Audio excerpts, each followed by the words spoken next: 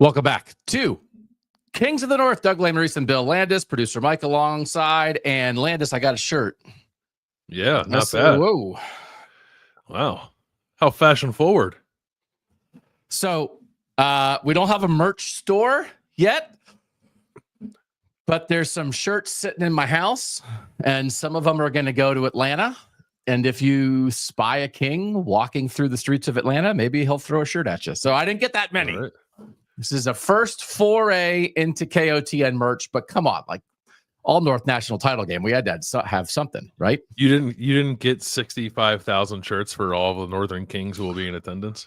No, I should have. I mean, because for real, put one on every chair. It is all just like the three of us, just like running around. It's like, okay, you take these 20,000 seats. I'll take these 20,000 seats. Michael take these 20,000 seats. One unauthorized. It would be a scandal. You don't like the things that I've considered that we should do in Atlanta to perhaps create a scandal, get arrested, do whatever to like publicize KOTN. Laying 65,000 unauthorized T-shirts on the seats is the least of the things that I've thought about. I definitely had a conversation with my wife last night about, are we sure me getting arrested for illegal sword possession in Georgia would be bad? Are we sure that's bad? She says yes. I don't know. Could be an opportunity. That's all I'm saying. Chief Content Officer Bill Landis might approve of that. So here's what we're doing on this show. We're doing How They Got Here.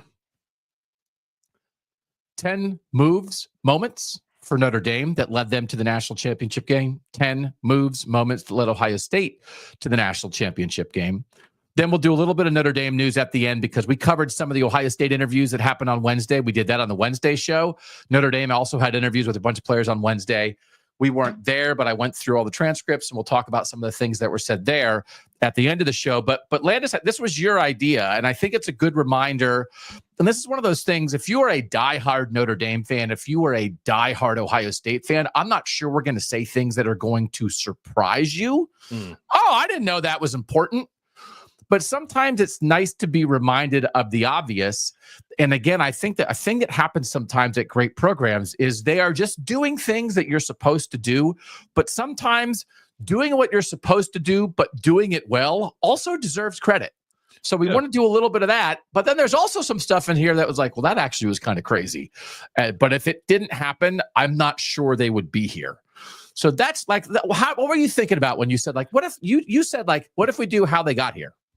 Yeah, I mean, all of that, but also, it's the national championship for the 2024 college football season, but there are things that happened 3 and 4 years ago that got these teams to this point. Like that's not all that. That's part. I think each of us have a piece of that to what we looked up for the respective teams. But I think it's just a reminder of that. While this is, yes, the end, the culmination of the 2024 season, it's the culmination of much more than that. That goes back. I mean, it can go back decades, even in some cases. I don't think we quite did that. The furthest I went back is a couple of years, but you don't think of these things as they're happening as being perhaps consequential to something that might happen 3 or 4 years down the road. So we wanted to remind ourselves, I think, and our listeners of that. So one of the things, we're going to start with the 10 moments and moves that got Notre Dame here. I was in charge of that. Then we'll do the 10 for Ohio State. You were in charge of that. Mm-hmm. Can I be honest? When you look at Notre Dame and you look at the fact that 7 of their starters from week 1 are not starting anymore, most of them because of injury, 1 or 2 maybe because things have been shuffled around.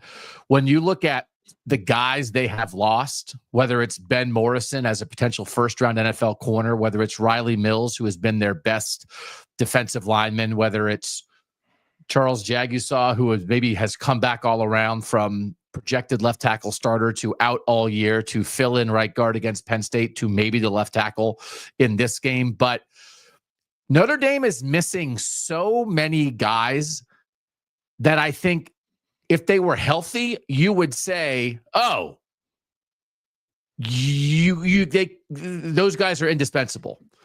If Ben Morrison was healthy, Like getting Ben Morrison and then playing him would be one of the 10 things on this list. No doubt about it. Yeah. They don't have Ben Morrison and they're still here. So there is something with Notre Dame where part of my inclination was, is there anything that they couldn't have done without? Because they're doing without so much. I was like, they'd be here no matter what. There's 1,000 things happen. You know, it's weird. There's not, for Notre Dame, there's not as many got to have this guy, got to have this guy, got to have this guy as there might be with Ohio State. Do you agree with that? I mean, I guess you have to, have to say that because we haven't seen Ohio State have to weather it, right? Like Ohio State has a depth to its roster in a lot of positions that maybe we could be saying the same thing about Ohio State in an alternative universe. I think in some respects we are saying that about Ohio State's offensive line, but it hasn't been spread out the way it's been spread out at Notre Dame. I actually didn't know that. I just knew, like, my shorthand is like, man, Notre Dame's really banged up. They're missing some key guys. I didn't know it was 7 guys who started the season opener are no longer starting for Notre Dame. That's pretty crazy. Yeah. Because I bet, and I'll be curious, like the transfer of Seth McLaughlin was huge for Ohio State. He was the best center in the country this year, but he's not here. Mm-hmm. He helped them along the way, but he's not playing the national championship game because he's hurt. So there's some weird stuff here. So this is my 10. I'll stop the caveats and start the list. And I don't go back super duper far, but the number one thing for me, the farthest that I go back is to October 2021. And this is when Notre Dame officially and fully moved Xavier Watts to safety. Because Xavier Watts was a recruit from Nebraska. He was, I think, the number 2 recruit in that state. It was kind of a big deal that he picked Notre Dame instead of Nebraska, but he really was recruited as a receiver. And now when he got here, he played some receiver. They actually, I think, moved him maybe to linebacker a little bit for a while. But what happened in October of 2021 is that Kyle Hamilton, who is tremendous, who was a first-round draft pick, is now in a huge part of the Baltimore Ravens defense, got hurt. And when he got hurt, I think they had sort of been fiddling with Xavier Watts, and Marcus Freeman at that point as the first-year defensive coordinator was like, that's it. Let's move Watts to safety full-time because we have to figure out like exactly what we're doing to try to replace Kyle Hamilton. So that move then creates a guy who is one of the best defensive backs in the country for the last 2 years. And I think is the most indispensable guy on Notre Dame's defense. He's a leader. He's a playmaker. He's a culture setter. He is what Caleb Downs is to Ohio State, Xavier Watts is to Notre Dame. But first they had to get him, but then they also had to figure out where to play him. So that's the first one on my list. That's really, really good. It's weird. Like if Caleb Downs doesn't exist, I think Xavier Watts is definitively the best safety in college football. And I'm sure that there are Notre Dame fans who think that Xavier Watts is the best safety in college football. And honestly, I don't think I'd fight you too much on it. Because they're like different flavors to the position too. Although Xavier Watts has been really good. I've said this a couple of times, like coming downhill and playing the run this year, as opposed to just being a guy who roams the back end of the defense. But I agree with you. I think he's their most indispensable player. Maybe him or Riley Leonard, although Steve Angeli looked pretty good when he came in against Penn State. So he's awesome. He's awesome. Yeah. I think he's in a world where Notre Dame has weathered a lot of injury storms. I don't think there's another Xavier Watts out there, or even multiple guys you could hope could, give you what he gives you in the aggregate. Like he is rather irreplaceable. Yeah. Okay. Number 2 is the big one, and it's hiring Marcus Freeman. So we get to that pretty quickly. There wasn't, I didn't go back to, I don't know, the 60s or something. Like maybe if somebody had like a great thing that was like, actually Notre Dame did this thing, I don't have anything on my list about Notre Dame staying independent. I don't know that if Notre Dame was in a conference that they wouldn't be in the national championship game. If they were in a conference and they were in the national championship game, I bet we would be saying, see, joining a conference is what helped Notre Dame get to the national championship game. Because there have been a lot of people, me included over the years, who thinks that like Notre Dame should be in a conference. But I don't know that staying independent was a must for them to be this. Right now, there's been a lot of stories lately about you make every tier of the college football playoff, you get money, but you have to split it with your conference. But if you are a one-team conference, you get to keep it all. So there's some really nice stuff for Notre Dame being independent. That's a bonus for them right now. But I didn't go there with a list like this. Do you think I should have? No, I don't think so. Yeah. Okay. There are more important, interesting things, I think. All right. Marcus Freeman is hired. Brian Kelly leaves, kind of surprisingly, to go be the head coach at LSU. Marcus Freeman is hired on December 3rd, 2021. He had only been at Notre Dame since January 8th, 2021. So he'd been there 11 months. And one of the forks in the road here is Clark Lee, who had been the Notre Dame defensive coordinator, left to be the head coach at Vanderbilt on December 14th, 2020. And so if Clark Lee doesn't leave, if he's like, I'm going to hold on. Like Kirby Smart turned down a bunch of jobs at Georgia, Alabama as the DC there before he took the Georgia job. If you maybe turn down that job and wait for something a little higher on the scale, it's an SEC job. Is he the head coach of Notre Dame right now? Is Notre Dame in the national championship game? I don't know, but I think they may have gone down a very similar path of staying inside the building with the defensive guy, because I think a lot of people like Clark Lee, right? So there's a zillion forks here with hiring Freeman. I would, if everything worked out the same, but Clark Lee was still at Notre Dame, I think there's a high chance that he's the head coach of Notre Dame. So just so people remember, and I want to do more on this on the Friday show, but this is important for now. It's the most important thing.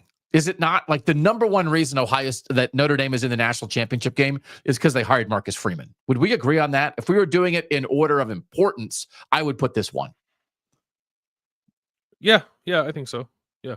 Because again, sort of what we talked about, there's a depth of talent at Notre Dame, but there's not a first round quarterback who's like, that's it. Like a million coaches could win with this guy. You know what I mean? Right. So I think it would be Marcus Freeman. This is what The Athletic wrote as they were considering candidates after Brian Kelly left. The 35-year-old assistant would be a high-risk but high-reward candidate based on his early returns, both running Notre Dame's defense and taking its recruiting operation to the next level. But from the outside, it was not viewed as a slam dunk to hire Marcus Freeman. I don't think that was a sure thing at all. Pete Thamel, who was then at Yahoo Sports, his top three candidates, it's funny to think about this stuff, were Luke Fickell at Cincinnati, who now has had 2 years at Wisconsin that haven't gone great. Matt Campbell at Iowa State, who's still at Iowa State. And Pat Fitzgerald at Northwestern, who lost his job over a hazing scandal. And Notre Dame's in the national championship game with a guy who had never been a head coach before. So this is just, I thought it was the right move, and I'll get into that on Friday. But that Notre Dame decided to do this, it was not a no doubt about it hire, I don't think. It was absolutely, I mean, I thought the way that Pete Sampson and the Athletic guys phrased it, high risk, high reward. Yeah, I don't, there was a lot of, if I remember correctly, like questions at the time if the search for Brian Kelly's replacement was like as exhaustive and expansive as it needed to be, or should have been for a program like Notre Dame, right? And that's always a thing that happens when you decide to go in-house. And I think there's always a bit of fear when there's at least the perception of like the players having perhaps a heavy influence on who the program picks, because we all remember the video of Marcus Freeman running into the room when we got announced as the head coach, and the players going nuts. Like clearly that's who they wanted to be their head coach. But like I don't think that's inherently flawed to like use that feedback from the players. It's just like make sure you do all your other due diligence, and clearly Notre Dame did. So, but yeah, it was very much not considered a slam dunk. There were a lot of question marks there when that happened. Well, honestly, I don't have, when we get to my list, I don't have like Ohio State hiring Ryan or promoting Ryan Day because it was so long ago, but similar vibes, I think. Different programs, different circumstances, but similar questions about like, are you sure? Like you could have done anything and you just promoted a guy who was already in your building. That's the Friday show. I got a lot of stats. I think the keep the guy in the building conversation is super interesting. And we have it here. We have a are you 100% sure about this guy? No, I think it's impossible to be 100% sure in a situation with a guy who's never done it before, but we don't want to lose him. and we think he's going to be good, and it's worth it maybe taking a couple lumps because we think there is an absolute payoff and there's something about this guy. So we will have a keep the guy in the building conversation. But just again, this is not like freezing cold takes. People write stuff all the time. This was the prevailing wisdom. And Pete Thamel now at ESPN is the most connected guy in college football reporting. From his story, the prevailing early thought is that Notre Dame isn't a place for a head coach to learn on the job. This is while mentioning Freeman, but kind of saying it might be a long shot. He also mentioned, it's funny, Tommy Rees was the offensive coordinator for Notre Dame at that time. So he mentioned Freeman and Rees, and Tommy Rees just got promoted to be the offensive coordinator of the Cleveland Browns. So because he left Notre Dame, took the Bama offensive coordinator job for Saban's last year, got wiped out with that Saban staff, kind of wound up, was looking for a job, I guess, wound up as the Browns tight ends coach, and now he's going to be the OC for the Browns. But he was only 29. Marcus was 35 at the time, so it's like way different. But it's just like high risk, high reward, and look at the reward. So this is obviously on this list, and I understand why you didn't put Ryan Day on the list, but I had to put Marcus Freeman. Yeah. I think it's recent enough that it belongs on this list because it just kind of changed the. I don't know. What did it change? Everything about Notre Dame? Everything? to have him running the show now? Yeah, it had to be on the list. All right. So again, I'm sort of saying, like, how many individual people are there really for Notre Dame that super duper matter? Here's another one. Jeremiah Love picks Notre Dame in recruiting as a very highly rated running back out of St. Louis. Dylan McCullough, the running backs coach, and Marcus Freeman, as a young head coach, were the guys that got this done in recruiting. I think it is a prime example, maybe the number one example of like Notre Dame elevating its recruiting.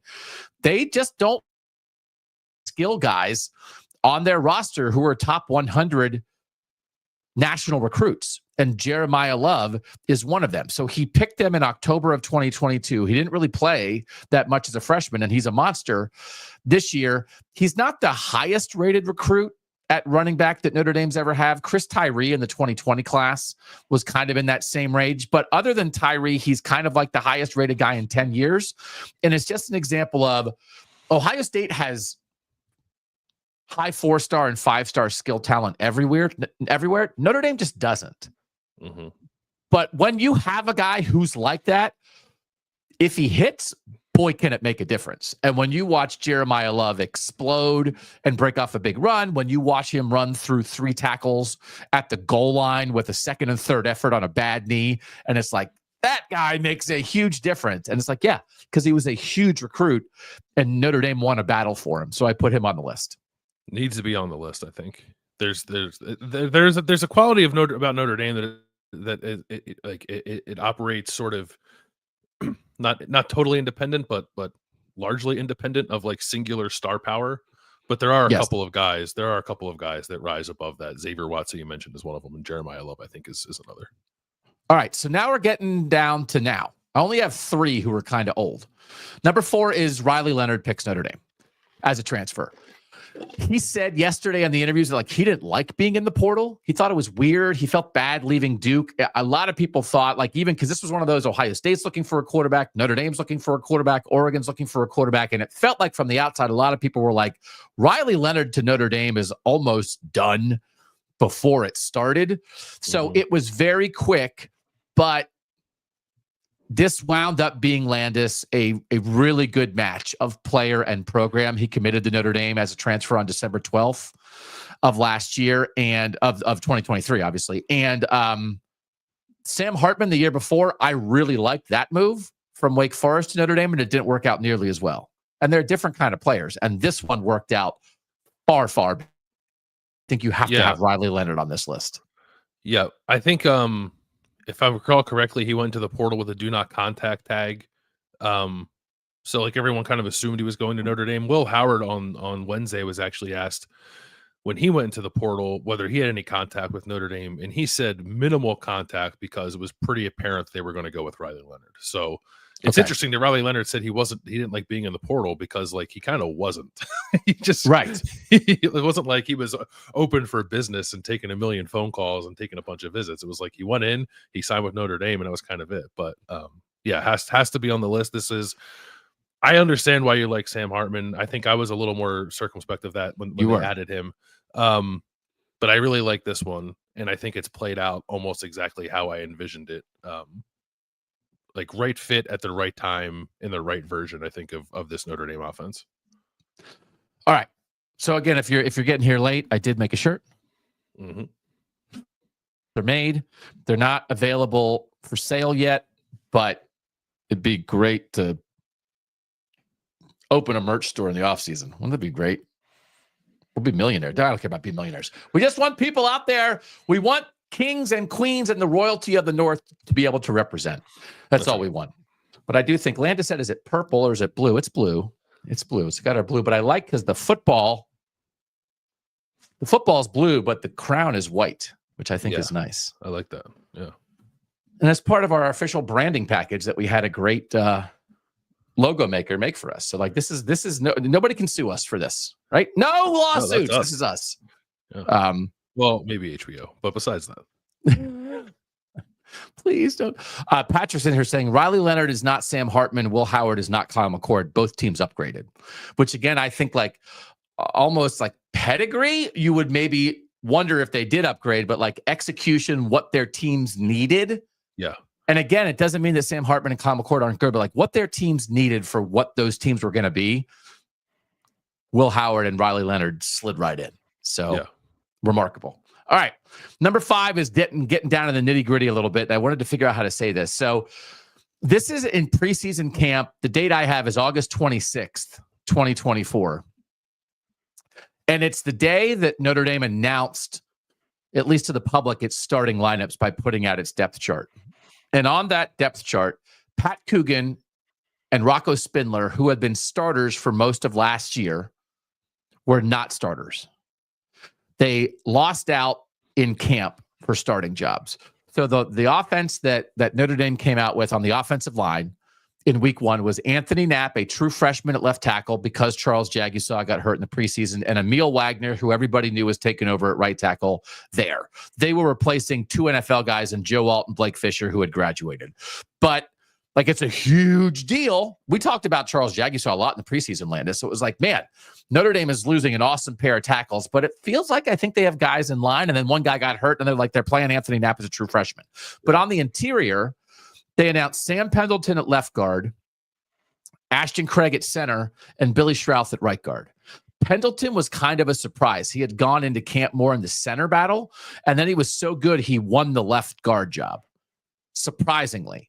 And Schrauth and Craig had both filled in the year before in 2023 because of injuries. But Spindler and Coogan were veteran guys, and they didn't win jobs, and they didn't check out. And the reason this is important is because Ashton Craig got hurt in the 3rd game of the year, and then Pat Coogan took over and has been a huge part of their offensive line. And then at right guard, Billy Schrauth got hurt, and then Rocco Spindler had to play. And then when Schrauth came back, Sam Pendleton at left guard as a young guy who was sort of surprisingly won the job. They decided to move Schrauth to left guard, put Pendleton out of the starting lineup because Spindler, he didn't win the job in camp, but then when he got the chance to play because of an injury, played so well that he kept the job. And so it's almost one of those, I think Joe Rudolph, the offensive line coach who came in and took over for a legend, and is fairly new to the program, right? Was not Marcus Freeman's initial offensive line coach. He might have picked the wrong guys. Like, he picked Sam Pendleton, and then it turned out that he sort of had to go back to the vets. But the vets didn't check out. So now Rocco Spindler also got hurt against Penn State. We think he's probably going to play, but we're not sure. But the bottom line is, when Notre Dame had its offensive line injuries, they had previous starters on the bench who were ready to play. And I talked to Joe Rudolph about this before the Sugar Bowl, and he thought in the battle, those veteran guys like tightened up a little bit in camp and didn't play their best. And then once they lost the jobs and were like, you're backups now, they actually relaxed. And then when they needed them, they were more ready to go. So it is a fascinating thing that maybe you would hope veterans wouldn't tighten up in a battle. But whatever happened, the end result is Notre Dame has been able to overcome these injuries because they had this depth. And it's, I think these two guys deserve a lot of credit. Jag, you saw, deserves a lot of credit coming around. And if he's going to wind up maybe playing left tackle for this game, Emil Wagner's been a rock the whole time, right? Billy Schrouth has played both left guard and right guard. He deserves credit, but I use these two vets losing the jobs at the springboard for this. Yeah, I think that's right. I remember at the time, so in the offseason at some point, I said, like, I think Notre Dame is going to go 11-1.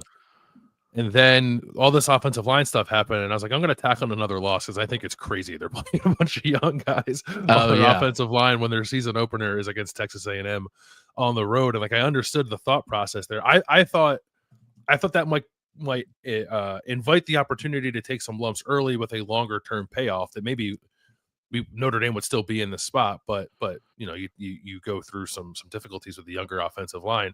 It just turned out to be beneficial in a far different way because you had veterans sitting there waiting. You didn't get the payoff of seeing a bunch of young guys develop over the course of the year because of these injuries, but at least you had two guys who were ready to play, just sort of waiting in the wings. So there's I think there's like going to be studies on how both of these teams manage their offensive line situations in the first year of the expanded playoff, because, you know, I guess you can't bank on having two guys like Coogan and Spindler sitting there in your depth ready to play if you suffer injuries.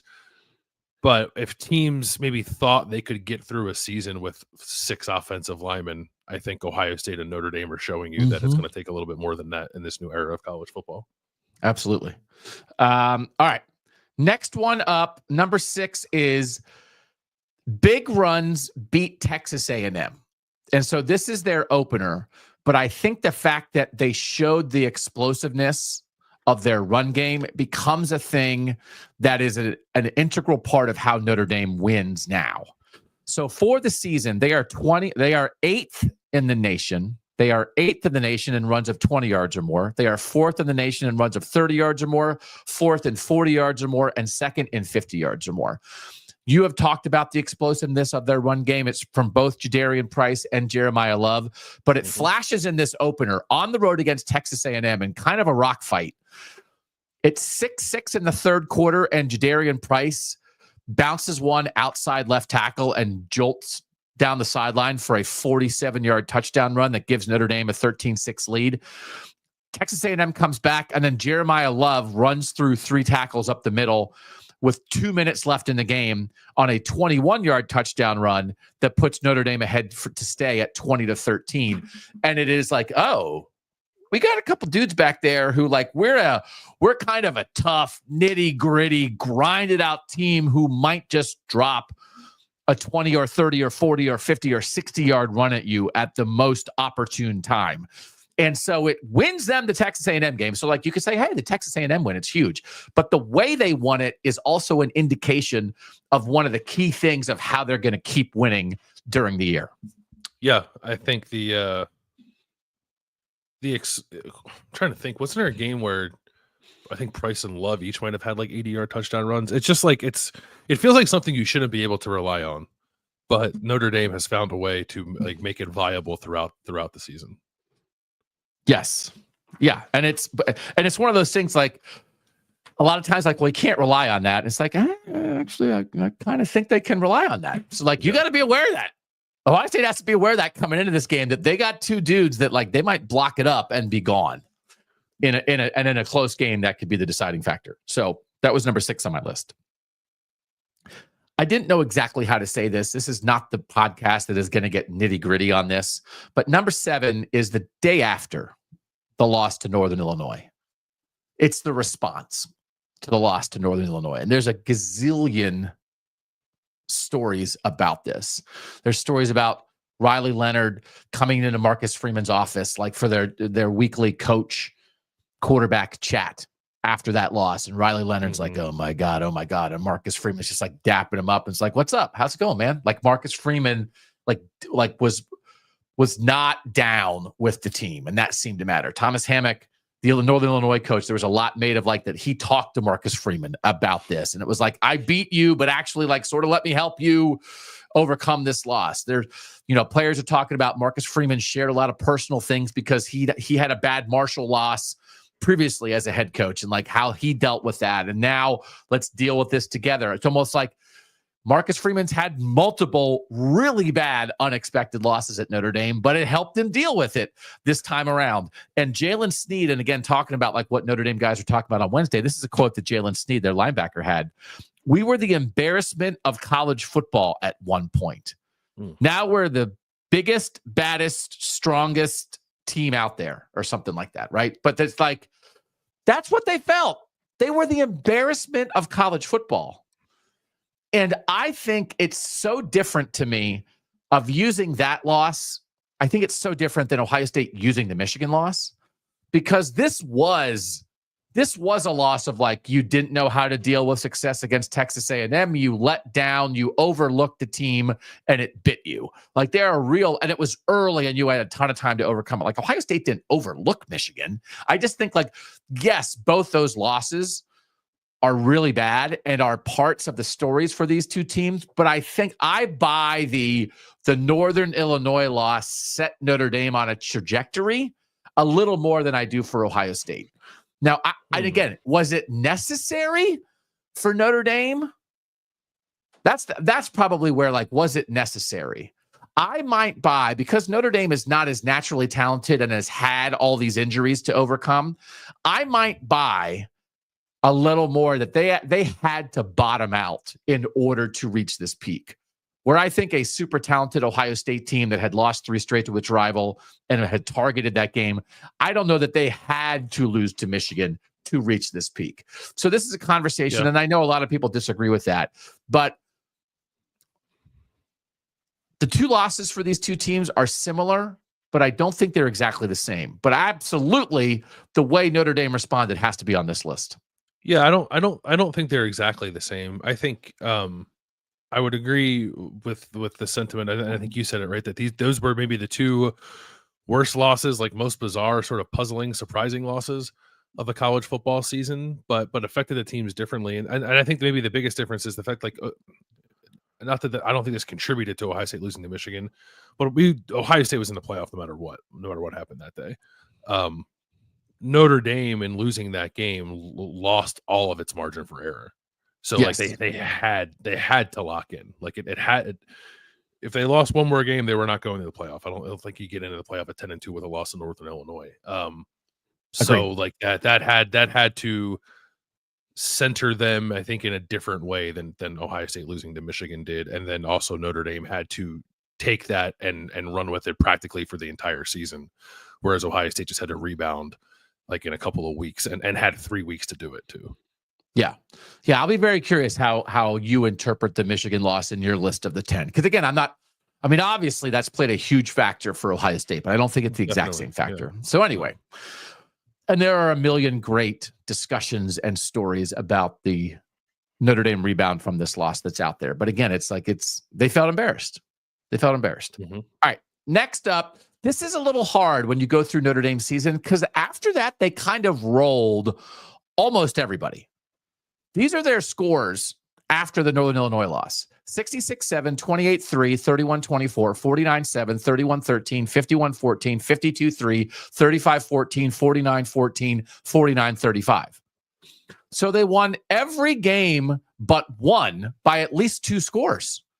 So it's like, I don't know, what's the thing in there? They're just rolling people. So I put in the one that was close, and it's a weird Louisville win. And there were some calls in this game that Jeff Brom wasn't happy with afterward.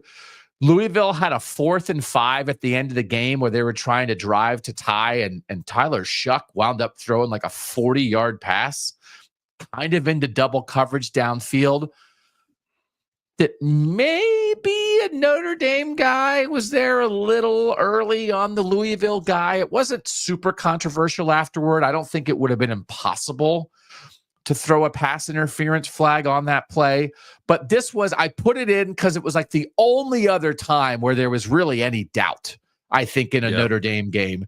Like USC gave them a run there at the end, and then Notre Dame had 2 pick sixes at the end to maybe make that score a little wider than it looked. But sometimes you play a goofy game and like the clunkiness, like you can't escape it. And they did escape it. You know, they kind of controlled the game. They were up 31-17 with 6 minutes left, you know.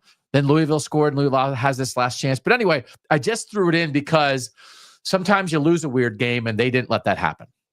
They did not let that happen. And I don't think did they trail much in the regular season? No. Like game. No, they were up 21-7 on Louisville. Yeah.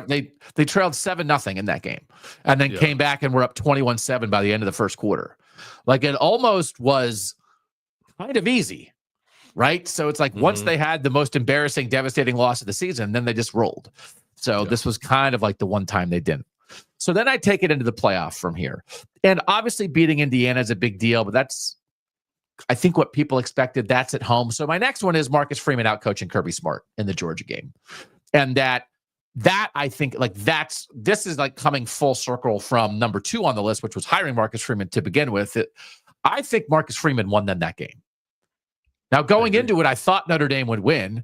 I didn't think Notre Dame had to do anything special, but I think the way he coached, he didn't, and the way that Kirby Smart coached, that Kirby Smart tried to do something with his offense and his backup quarterback with 38 seconds left that led to a strip sack that got Notre Dame extra points.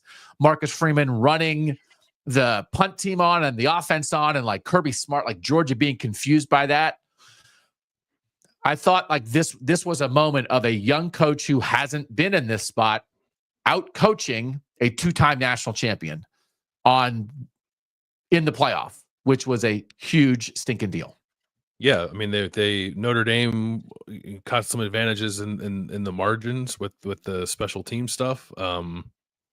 I absolutely agree that he outcoached Kirby Smart in that game, which I thought Notre Dame was going to win too, but it wasn't for that reason. Because like whatever you think of Kirby Smart, like obviously Georgia, you know, accumulates a tremendous amount of talent. Like Kirby's pretty dialed in usually as a head coach, right? I think he's usually got something. Like he's not just rolling the ball out there and hoping his team out talents people. So to see Marcus Freeman get the better of him in that setting was pretty impressive. And then number 10 is the Christian Gray interception at the end of the Penn State semifinal, where this is a tie game. Penn State has the ball. They have an opportunity to drive potentially for a winning score. And instead, Drew Aller on his third read is saying that he's trying to spike it basically and throw it low. And Christian Gray, who has been really good as a young corner the whole year, makes a diving interception that sets up the Mitch Jeter field goal to win it. And so JC is in here saying, I can't wait to see where Penn State stupidity falls on this list. This is like, they're on both lists. Don't worry. Yeah. Like this is like, you know, I thought Penn State had a chance to get that game in hand and they didn't. And I do think there is some fault that lies with Penn State for that. But when a team is maybe giving you a chance to take a game, you still have to take it. And Notre Dame took it. So I was maybe going to make this the fact that they were down at halftime and came out and put together an 80-yard drive for a touchdown to open the second half, and I think completely flipped the momentum of that game. There were multiple, I mean, everybody here watched that game. You lived it. But the thing in the end is, okay, are we going to see this Penn State offense drive down the field and win this game? And it was no. Not only are we not seeing that, we're not going to overtime. We're seeing the Notre Dame defense seize an opportunity and win this game. So that's why I put it here. Did you see the clip that's going around this week of Marcus Freeman in the locker room at halftime talking to his team about it's only a 7-point game. We don't panic. Like we're all good. Let's go. I don't know. I missed that. Really? Yeah. It was good. Like it wasn't like he was animated and like emotional, but not overly so. It was just like it was a nice like 40-second window, I think, into how Marcus Freeman is pretty dialed in with this team. Yeah. And even like the Steve Angeli leading the field goal drive at the end of the half after Riley Leonard got hurt to get Notre Dame points for the first time. So they're only down 7 and not 10 going in there. Like there are multiple markers in that game that got Notre Dame here, but Christian Gray sealed it. And then Mitch Jeter has to make it, and he made it. Yeah. So like, you could put Mitch Jeter getting healthy on here if you wanted to. yeah, right? He missed all those field goals in the regular season because he was hurt, and now he's not, and he's the guy that Notre Dame thought they were getting out of the transfer portal. Yep. So those are my 10. What do you think of my 10? I like it. You probably could have done 20 or 30. I kind of felt the same way doing the Ohio State side of things, but no, I think those are all ones that I had on my mind. I don't know. I didn't have maybe this specific one on my mind, this specific play, because I think you could have gone a couple different directions with the Penn State game, but no, I think it all makes sense. Okay. That's it. 10 moves, 10 moments that got Notre Dame to this point. When we come back, we will do the same thing with the Ohio State Buckeyes next on KOTN.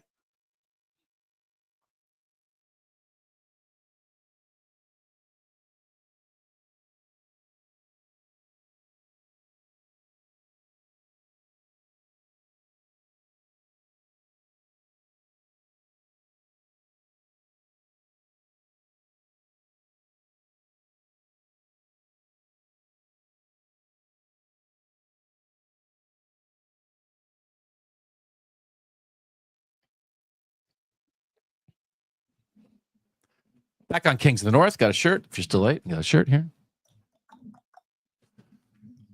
I'm not as good of a model as I wish I was. Oh, don't sell yourself short. You're a fine model. Feeling kind of old, Landis. It's a long football season. I'm excited. Yeah. My brain is fired up. My body is like, can we take a nap? So I'm laying it on my brain. The playoff is a brain thing. So, but yeah, I'm not. This is not beach bod. This is why I live in the North, right? I got layers on. We don't have beach bods up here. Yeah. No. Take your beach bod. Take your that beach t-shirt's bod going to south. look great when you're wearing it in the pool in the summer. Let me tell you. That will be like, I'll do that. We'll do like a commercial shoot for our merch of that, of me like coming out of the pool, dripping wet, wearing my Kings of the North t-shirt as it clings to every weird ridge and ripple on this dad bod. Oh yeah, Kings of the North. Come get some. All right. Like, subscribe, tell a friend. We appreciate you guys being here. As always, Landon moves and moments that got Ohio State here. Yeah, I feel like I'm in school presenting a project to the class. Do you know that this is a thing? I have my teenage daughters. This is a huge. They have parties where they give PowerPoint presentations.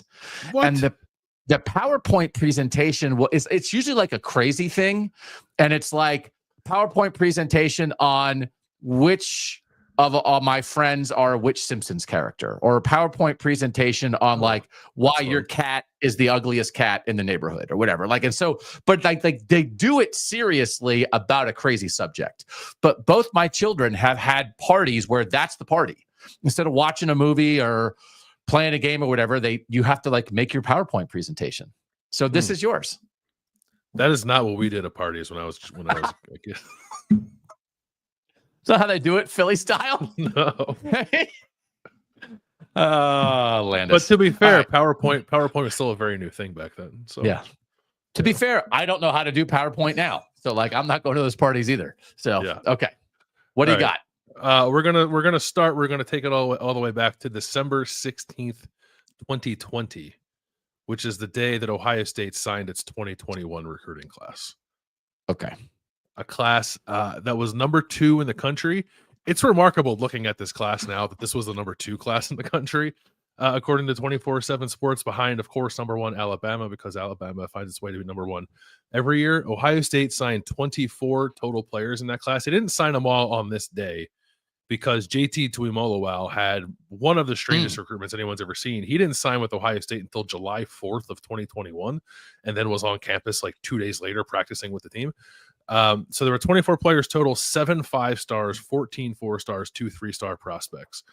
And maybe the craziest thing about this class is that 13 of the 24 transferred. Yep.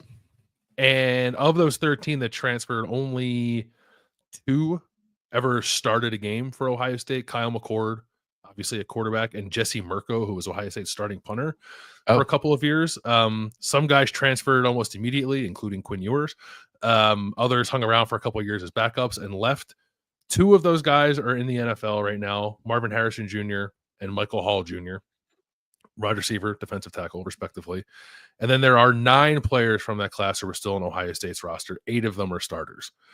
Those players are JT Tuimoloau, who was number 4 overall in the class, Jack Sawyer, who was number 5 overall in the class, Emeka Ibuka, who was number 10 overall, Donovan Jackson, who was number 19 overall, Travion Henderson, who was number 23 overall, Jordan Hancock, who was number 73 overall, Tyleik Williams, number 166, Denzel Burke, number 199, and then there's also Zen Mohalski, who's a reserve offensive lineman who did start a game this year. So all 9 holdovers from the 2021 class have started at least one game for Ohio State, but there are 8 from probably, at least on paper, the best class that Ohio State has ever signed that are starting for Ohio State is seniors, which nobody expected at the time. No, this was a class full of guys that everyone thought was going to be 3 and done. And instead, the only star from that class who was 3 and done was Marvin Harrison Jr. And they've fairly or unfairly mostly been defined coming into this year by what they haven't done, because we all saw that, and you looked at that class and you said they're going to win a national championship. Yep. And it's remarkable that it's been this group, this class, who is the one that have been around for this losing streak. They're 0-4 against Michigan. They can't undo that. None of those guys are ever going to have a pair of gold pants, which is the trinket that Ohio State players get for beating Michigan, but they might have a national championship trophy and national championship rings, which is remarkable. And so what a culmination this could be, but it's one of the wildest rides for that group. Because those 8 guys that you're talking about, those 8, are any of them going to be drafted after the 3rd round? Aren't they? Are they all day 1, 2, and 3? Not day 1, round 1, 2, and 3 picks in this coming draft? I would think so. Yeah, I think maybe Denzel Burke, but yeah, the rest of them I think are all day 1, day 2 kind of draft picks. What a story! What a journey! What a story! It's a reminder that no matter how talented you are, sometimes things don't go perfectly, but if you fight, you can still get to a great place. It really is remarkable and absolutely worth a reminder. That's a good place to start. Yeah. Okay. Next is September 11th, 2021, which is the first of 2 Oregon losses that I will be talking about. Okay. This one is in week 2 of the 2021 season. It's the second career start for CJ Stroud. Ohio State lost to Oregon 35-28. And this game matters for this championship run because this was Kerry Combs' last game as Ohio State's defensive play caller. Combs got the job at the start of the 2020 season. Former Ohio State defensive backs coach had left, spent some time in the NFL, came back to be defensive coordinator as a first-time play caller, and it did not work. Kerry Combs held the position for 10 games. So the 2020 shortened COVID season and then the first 2 games of the 2021 season. Ohio State lost that game 35-28. Got beat multiple times on the same play for Oregon touchdowns, gave up a bunch of explosive plays. The 2020 season was the most yards per play that Ohio State has ever allowed in program history. Wow. It is the second most yards per game that the program has allowed, and it is also the program's worst scoring defense. So all that happened, and then Kerry Combs got a chance to show that he could handle the job, and then he couldn't. He was demoted for all intents and purposes, replaced by Matt Barnes. Ohio State sort of got through the rest of that season. The 2021 defense statistically goes down as one of the worst defenses that Ohio State has ever had, and it all leads to that off season where Ryan Day has to hit a home run as a defensive coordinator hire, I think. Yes, and he hires Jim Knowles from Oklahoma State. But he was probably the hottest name on the market, I think, in that cycle. I think that's fair to say. Coaches, yeah, I think and Penn State was trying to get him. Probably Manny Diaz as fired as the Miami head coach. Yeah, close with him, but yeah, and then but I believe Jim Knowles was the first choice for both Penn State and Ohio State, and Penn State ended up hiring Manny Diaz, and he did very well there. And Ohio State got Jim Knowles. I was looking at some statistical comparisons. So in the season before Ohio State hired Jim Knowles, they were 43rd in yards per play, 57th in total defense, 38th in scoring. This year they're first in all 3 categories. Yeah, and it has been a build. It has been a build toward that. His first season they were improved, but not nearly all where they wanted to be. Second season, they were top 5 in all those categories, and this year they're first in all 3. Do you also have hiring Jim Knowles on here, or is this is just like all leading the representation? The representation of getting Jim Knowles. Yeah. Okay. Because something had to happen for them to be required to hire somebody like Jim Knowles. And this was what happened. That's really smart. I like it. I like it. Very good. And again, it's sort of funny like that for what Ohio State, Oregon has become and probably can be in the future as a rivalry. This game is an interesting little nugget in there because it was a non-conference matchup. Ohio State's trip to Oregon got canceled in 2020 by COVID. So they only play one here, and Oregon comes into this game with not great quarterback play. This is like between Justin Herbert and Bo Nix when they had Anthony Brown, who was like, he played well in this game, was kind of like, and Kayvon Thibodeau, who's an awesome player, didn't play in this game. And this was like before Oregon was really Oregon. Yeah. But they still beat Ohio State in Ohio Stadium. And what it did is it caused a reevaluation. Ohio State had to look inward because Oregon was good, but not good enough to be like, hey, what are you going to do? Oregon's going to do that to you. It's like 35 to that Oregon offense. What is wrong with us? Here you go. Yeah. And it was one of the more scathing, like, head coach toward an assistant coach press conferences you'll ever hear the Monday after that game, or Tuesday, whatever it was, after that game with Ryan Day, getting a million questions about what's up with the defense. And then I think I wrote a column for The Athletic afterward. The headline was like, how can Ohio State possibly move forward with Kerry Combs as defensive coordinator after everything Ryan Day said? And it turns out they had no plans to do so because he got demoted and they made Matt Barnes, who was like the assistant secondary coach, the play caller for the rest of that season. Okay. Really good. Yeah. Great position coach. Kerry Combs helped Ohio State win the national championship in 2014 with his defensive backfield and the way those corners, the way he recruited and developed those corners, did not work as defensive coordinator. All right, number 3. Number 3, we have a clip. Mike, play the clip. You brought clips, man.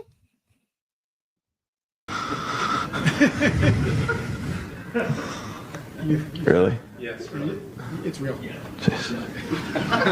There's pictures, there's video.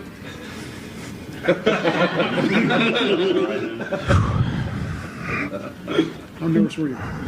Yeah, if you want to take us through your emotions real quick. How you feeling? You got to address The floor is yours. You got to address that one. Yeah. Well, I don't know if everything's in yet. Jerry, you got to check to make sure it's in. Yeah. Hey, Mike, you want to check with Justin? Yeah. Before I do something and get myself in trouble.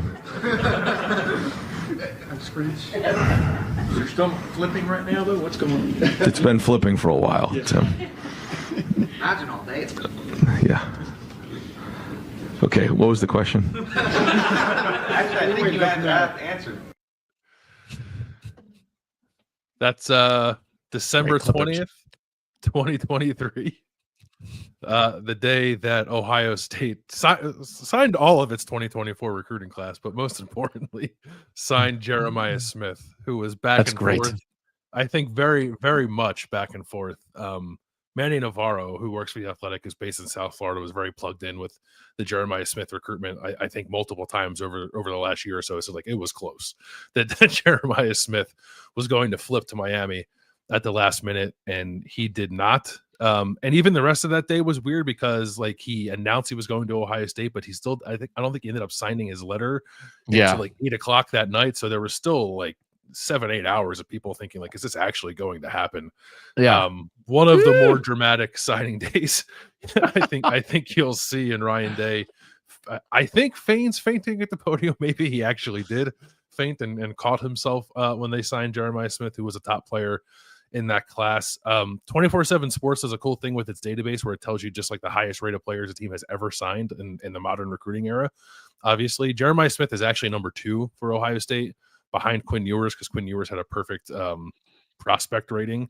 But I'm willing to say that Jeremiah Smith should hold that crown based off how things have transpired thus far. So Ohio State lands Jeremiah Smith as number 3 on this list. December 20th, 2023. Smith this season, 71 receptions, 1,227 yards, and 14 touchdowns. I remember us in the preseason. It was like, do you think he'll have like 650 receiving yards? Like, how good can this guy be? I'm not. This is absolutely has to be on here, and that was great clip usage by you and producer Mike. Let me ask this question though: do you think Ohio State would not be in the national championship game if Jeremiah Smith signed with Miami?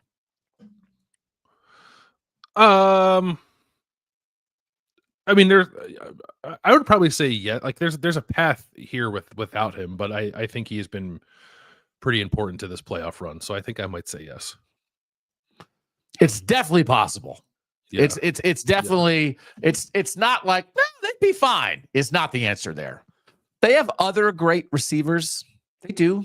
They have other great receivers, but this guy's rare. So this is an excellent addition to the list, and we've said it all year. I do on a veteran team. I think their two most important players are a sophomore transfer and a true freshman, and so you wouldn't want to find out as good as their receiver room is, because who's their fourth receiver? If Jeremiah Smith's not here, who's playing? Brandon Ennis. Yeah. Probably maybe Ohio State moves Emeka Ibuka outside and plays Brandon Ennis in the slot this year. Yeah. That certainly could have worked, but that's a very good receiving room. That's not a holy moly receiving room. It's very good. Very good. But we're acknowledging Jeremiah Smith is rare. Okay, great one. Do you have any more clips to make me feel bad about you being better at this than me? That was the only clip. So good. But you had quotes from stories that you're reading. I don't have quotes from stories. I just had a clip. Okay. So. But it's a video. It's a visual medium, Landis. Yeah. We got to be doing this stuff. And you and producer Mike are bringing the heat. But all I brought was a shirt. Hey. So I have a shirt. So if people are asking if you're in here late, we don't have a merch store yet. I just went down the street in my town and said, dear God, please make us some shirts. I'm going to bring some of them to Atlanta. But hopefully this offseason, we will have somewhere for you guys to be able to purchase Kings of the North merch and represent. Because, of course, the South can cram it. It costs more to get more stuff printed on the back, but there will definitely be some things eventually that will say not only Kings of the North, but also the South can cram it. But actually, that's not applicable here because it's already been crammed, as we've covered many times. Number 4, what is it? I wasn't sure how to boil this down to a singular moment, so I have it more generally as the roster's gearing up for the 2024 season, because this involves a lot of things.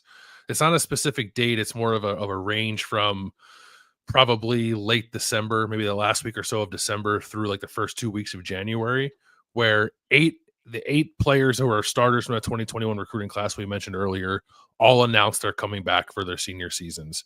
There's also a couple of fifth-year guys from the 2020 recruiting class who were current starters: Cody Simon at linebacker, G. Scott Jr. at tight end, Lathan Ransom at safety, Josh Fryer at right tackle, Ty Hamilton at defensive tackle, who I don't know that they all announced that they were coming back, but a couple of them did. But it was just like this momentum generated, I think, by the seniors and rising fifth-year seniors and the rising seniors to come back and take one more shot at beating Michigan, which you said that they've never done, winning a Big Ten title, which they've never done, and now playing for the national championship, which they still have a chance to do. But in addition to that, it starts on December 31st, was Ohio State's first portal edition, which was Will Kacmarek, the tight end from Ohio, who plays a fair amount.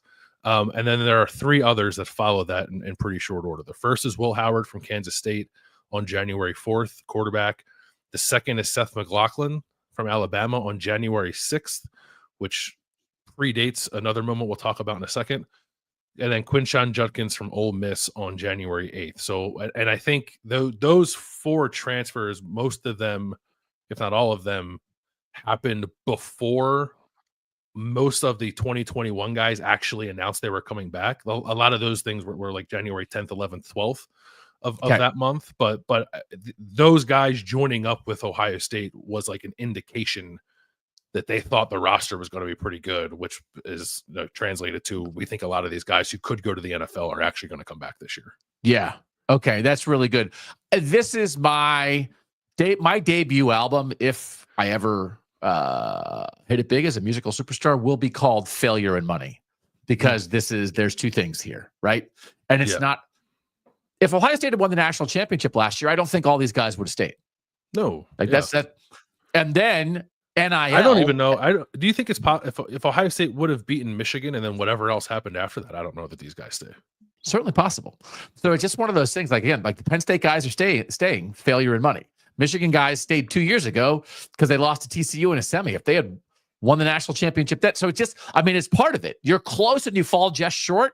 You don't want to live your life that way with that regret. You want to take one more shot. If you got there, it's like we did what we came here to do. We can go do the next thing. So you could have called this failure in money. I like failure in money. That's what you bring to the table. Yeah. Thank you. Failure in money. I like that. You bring information, ball knowing, and stats. And I just bring swords and slogans and shirts. Swords, slogans, and shirts. That's me. Swords, slogans, and shirts, which in itself is a slogan. My wife also is in the chat wanting me to tell people that I actually did nothing to get the shirts and she did all the work. Because I say things like, it'd be great to have shirts. And she's like, do you want to get me, should I get you some shirts? And then she did it. So thank you to my wife for getting the shirts. This is great. And I think you could go through, I mean, you could have made a list of 20. Will Howard, Quinshon Judkins, Jack Sawyer, but it's not worth it. We get where you're coming from here. And I think the word you used was momentum. It built on itself. Mm-hmm. There is one I would like to isolate, though, which is the next one. Isolate away. Yeah. Number 5 is Nick Saban retiring. Hey, January 10th, 2024. And it creates a second chance for Ohio State to add Caleb Downs to its roster. Yep. Caleb Downs was the number 7 overall player in the 2023 recruiting class. Ohio State was right there. They finished second in the battle to Alabama. A lot of it has to do with what we talked about earlier with the defense was atrocious in 2021. It was also quite bad in 2018. They had this weird year in the middle in 2019 where the defense was awesome, but Ohio State was not in a great place with its defense. Yeah. And then Jim Knowles had only been on the job for a year without a ton of proof of concept, I think, to make Caleb Downs comfortable committing to Ohio State. So he went to Alabama. And then Nick Saban shocked the world and retired after that year.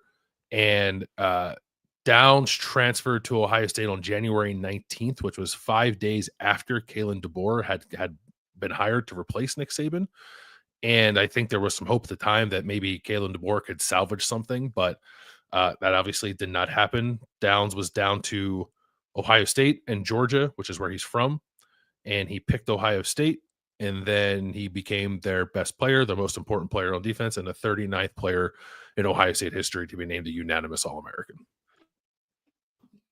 Thanks, Nick. Son of the North, Nick Saban. Because it's one of those, I mean, again, Caleb Downs didn't go to Alabama. He went to Saban U. For Nick Saban, yeah. So you went to Saban U, and then Saban U shut the doors, went out of business. Mm-hmm. So then it's like, okay, what am I doing here? So I do think NIL was a contributing factor, but I think it's well said by you that Ohio State just defensively was not as competitive as a Saban defense to say, like, this defense is going to allow me to play at my best, be at my best, and be ready for the NFL. Yeah. And then when you get a second chance, the Ohio State defense has improved, which is an important component of that, but also Ohio State's in a better NIL spot.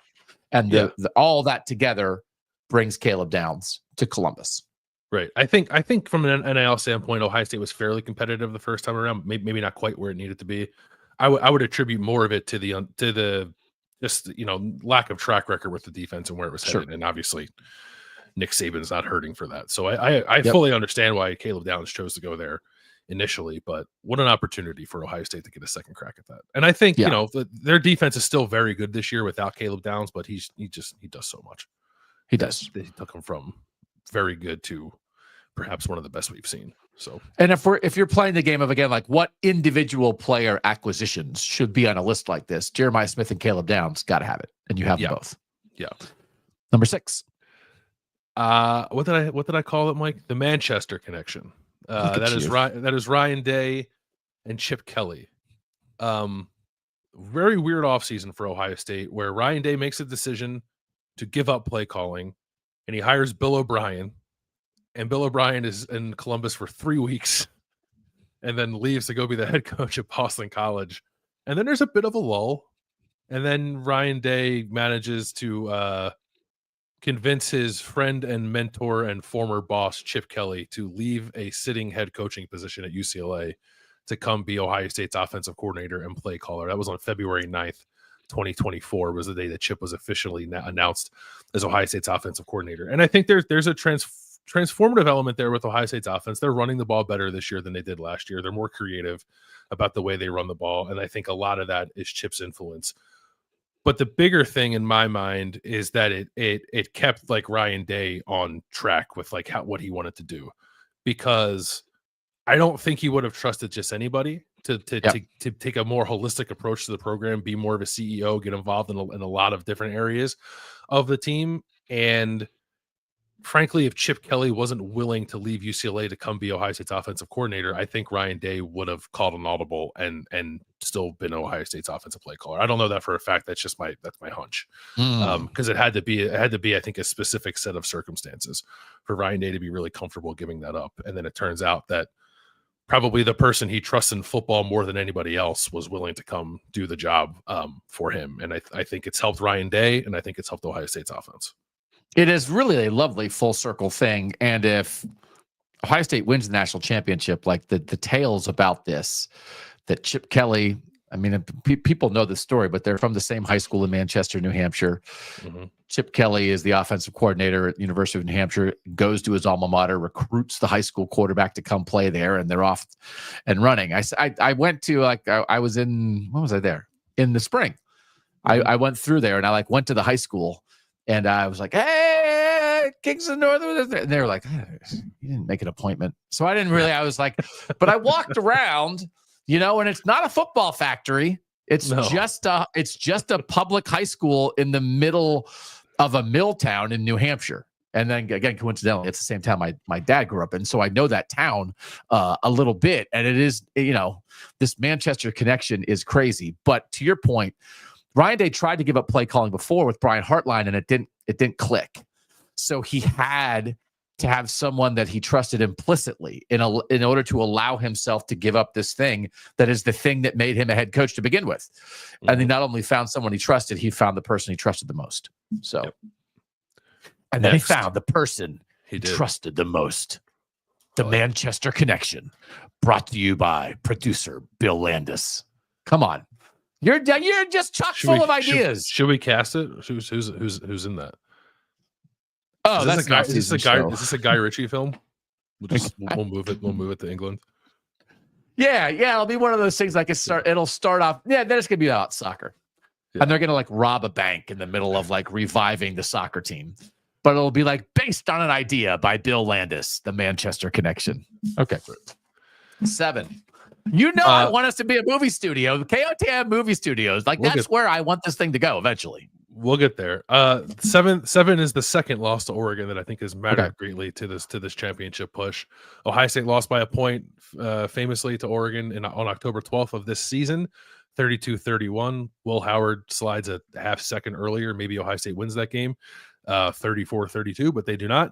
And I think that there's two reasons to mention it. One is like they lost Josh Simmons, their left tackle, to a knee injury in the first half of that game, and I'll talk about that more in a second. But it's mostly what this game meant for Ohio State's defense moving forward, because they did not sack Dylan Gabriel, Oregon quarterback, in that game. They gave a bunch of explosive plays in that game, and Ohio State came out of that loss in Eugene with, I think, serious questions about whether or not we like severely overhyped this defense and had so many key pieces coming back, and whether or not it was actually championship caliber. And they had an off week after that game, came out against Nebraska the next week, looking a little different, blitzing more, being more multiple up front, being more multiple on the back end of the defense with the way they started deploying Caleb Downs, like kind of in the middle, disguising coverages more. It was just Jim Knowles called it like back to basics, but for him that meant like going back to the things that made him successful at Oklahoma State and the reason he got the job in the first place. And within that, there's some stuff about like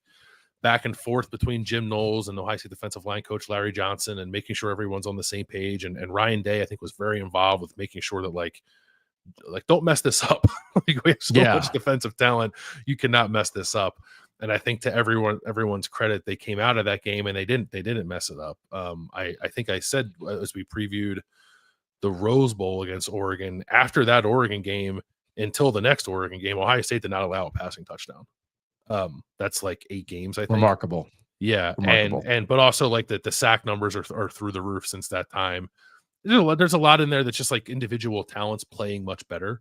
But there are 2 instances within the season that sort of, I think, like got each side of the ball right for Ohio State. And this is the defensive component of that, was that loss to Oregon, birthing a new and I think better version of Ohio State's defense. And I buy this completely, that the loss, that this was, I mean, if necessary is maybe the right word here, that because they didn't play poorly. You know, I thought like they went toe to toe with the number 1 team in the country at their place. Mm-hmm. And, you know, even you could certainly see the things defensively, and they didn't get enough pressure and they gave up some deep shots. But like it wasn't like, I didn't think they weren't ready for that game. I didn't think they weren't in the right headspace for that game. I thought they went out and played and put it on the line and lost by a point against an awesome team. And then said, okay, schematically, there's some things that we can do better. I 1,000% buy all of this because they did need to get better, and they did. So well said on why that Oregon loss really mattered. Number 8 is Donovan Jackson saves Ohio State's offensive line. Which is it's a moment, but it's also a more holistic look at this. So Josh Simmons, a left tackle, went down against Oregon. They started Zen Mohalski, a left tackle, in the next game against Nebraska. He did not play well, and then he was also injured in that game. So Ohio State is down to its 3rd option to figure out who's going to play left tackle, and they moved Donovan Jackson, who's an All-American left guard, over, and it still ended up being an All-American left guard this year, over to left tackle. His first game was against Penn State and Abdul Carter, and Abdul Carter had 2 sacks in that game against Donovan Jackson, and Donovan Jackson has not allowed a sack in the 7 games since then at left tackle. Among offensive linemen in the playoff, Donovan Jackson is the 3rd highest graded, according to PFF, on 99 pass blocking snaps in games against Tennessee, Oregon, and Texas. He has allowed 2 pressures and no sacks. He has been remarkable at left tackle. There's other stuff on the offensive line. They ended up losing Seth McLaughlin, the Remington Trophy winning center, later on in the year, and they had to put Carson Hinsman in there, and he's played well, and they're rotating guys on the interior. Like, there are a lot of people who deserve some credit for Ohio State finding a way with a reworked offensive line, but nobody deserves more credit, in my opinion, than Donovan Jackson. It's been amazing. And it always stuck with me when Kevin Wilson was at Ohio State, longtime offensive coach around the sport. He said that Donovan Jackson was like the 2nd most talented offensive lineman he'd been around, other than Trent Williams at Oklahoma. Yeah. And it was like, oh, we're in that category? We're in Trent Williams, NFL Hall of Famer category, but that's what Donovan Jackson was. And I know you and I, over the years, had plenty of discussions about should they move this guy to left tackle, because they'd kind of been searching at tackle for a while, and they always seemed reticent to do so. And I do think he's probably a more natural guard, but we've seen other Ohio State guys and other college guys where you play tackle in college and you move to guard in the NFL. I don't think Donovan Jackson's an NFL tackle, but I think he could have been a college tackle and maybe helped Ohio State previous to this. But now the idea that he is playing out of position, whatever it is, it's an unfamiliar position, and he's playing the best football he's ever played. Yeah. This is the best he's ever been, right? And he's been an all-American level guard, but this is the best football he's played at the end of his career when his team needs him the most at a new position. It is remarkable. It is, and I think part of the hesitancy with not considering this more in the past was, you know, draft stock stuff, which I think is fair. It's like, do you want to make sure you're doing right by your players, right? You don't want to put them in a spot where you think he might struggle a little bit, and then all of a sudden, you know, his draft stock tanks. And I think there was even those conversations when they made the move this year. But what's actually happened is that Donovan Jackson, I think, has made himself even more valuable in the eyes of the NFL. Because I would have said the same thing. Like, I don't think he can play tackle in the NFL. Well, he's lining up against NFL caliber edge rushers for 2 months at left tackle, and he's playing pretty well. So, like, maybe he can play tackle in the NFL. We know he can play guard in the NFL. So it was not a guarantee that it would work by any stretch, but it's been pretty awesome to see the way that he's played there. And he is like for as transcendent talent-wise as like Jeremiah Smith and Caleb Downs are. They're almost in their second separate category. If you can remove them from the conversation, I think you would say that Donovan Jackson has been the MVP for Ohio State this year. And it's remarkable because the Michigan game is the Michigan game, but otherwise, I think the low point of the season for Ohio State is the fact that they couldn't protect Will Howard against Nebraska, and that they had this injury to Josh Simmons in the Oregon game. It's like, okay, and they had a bye week, right? And it's like, okay, let's see what they do. What's their solution? And then their solution was like, this is the worst solution I've ever seen. Mm-hmm. They're dead. That was like the one of like, all right, I guess let's wrap this up. I don't know if you can win a national championship if you literally cannot block for your quarterback. And that their first up solution to losing Josh Simmons, who's one of the best tackles in the country, didn't work at all. Yeah. And then this works splendidly. So like that transformation, that was when I was dumbfounded. Like, how can this be the case that Ohio State, everybody has offensive line injuries. We know Josh Simmons is super valuable, but you lose one guy and it's like, all right, that's it. We can't function anymore as an offense. How is that possible? And then Donovan Jackson saved the day. He did save the day. 9. Number 9 is a pair of goal line stands in Happy Valley. Okay. A game that Ohio State wins at Penn State on November 2nd, 20-13. It is the game where Donovan Jackson plays left tackle for the first time. But this is Ohio State's offense starts with a pick 6 from Will Howard. Like, it was just like every game that Penn State and Ohio State play, like it got pretty hairy pretty quickly. And Ohio State, to its credit, has found ways to win those games, but this one required 2 goal line stands. The first I think gets forgotten as a goal line stand because it was first and goal from the 3 at the end of the first half, and Davis Nigbenosin makes a remarkable interception in the corner of the end zone to stop a Penn State scoring opportunity. But it's really the second one that I think people remember for Ohio State standing up, but also for Penn State kind of not being able to get out of its own way. It's first and goal from the 3 Penn State has on its final possession of the game. It is down 20-13 with the ball, first and goal from the 3, late in the fourth quarter, and it runs for 0 yards, 1 yard, 1 yard, and it's fourth and goal from the 1, and they throw an incomplete pass to Khalil Dinkins. And the college football world cannot believe that Ty Warren, the Penn State tight end, never touches the ball in that scenario. But it is one of many goal line stands for Ohio State's defense this season. The most famous, I think, it just happened in the Cotton Bowl, and it was punctuated by Jack Sawyer's strip sack fumble return for a touchdown. I actually don't have that on the list because if these goal line stands don't happen against Penn State, then I don't like Ohio State, and we can assume that the Michigan loss still happens. What is Ohio State like? Probably not in the playoff, right? Is Ohio State definitely in at 9-3? Maybe, but I doubt it. So those 2 goal line stands ended up, being propulsive, I think, for them into the playoff. But I also wanted to mention that so I can give you the official stat on this too. 7 times this year, an Ohio State opponent has had first down inside the 10-yard line and not scored. Wow. How'd you look that up? I went through every box score. You're crazy. Last night. Quit showing off. You're too good at this. That is a crazy stat. 6 of them are turnovers on downs. And 1 is a missed field goal from the 3 that Purdue decided it wanted to kick and didn't make. But then also on top of that, there's a second drive in the Michigan game that I think it was 1st and 10 from the 12, and Michigan got it to 4th and 1 from the 3, and Ohio State stopped them. So there are 7 turnovers on downs inside the 5-yard line for Ohio State this year.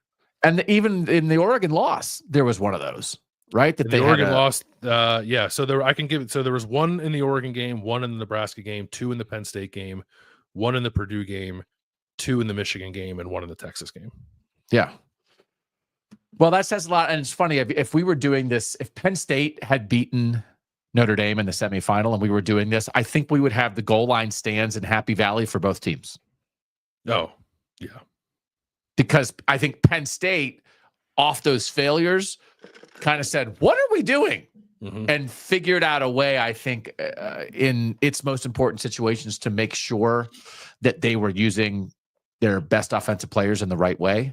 But in that game, right, that Penn State Ohio State game, Nick Singleton as a running back as a leading receiver and Ty Warren as a tight end as a leading rusher. It's like, what are you doing? And then we saw a Penn State offense, I think, come like fully show itself with Ty Warren and those two backs. So this was a great Ohio State stand, but it was also Penn State failures. And just like Ohio State, because you had Ohio State sort of failures against Oregon change them, I think the Penn State failures against Ohio State changed Penn State.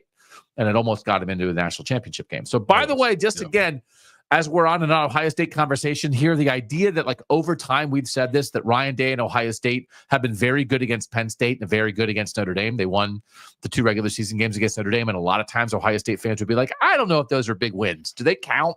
They're not the same as, Michigan or the SEC. And it's like, what do you think of Penn State and Notre Dame now? And maybe, again, this is one of those things that we've developed here.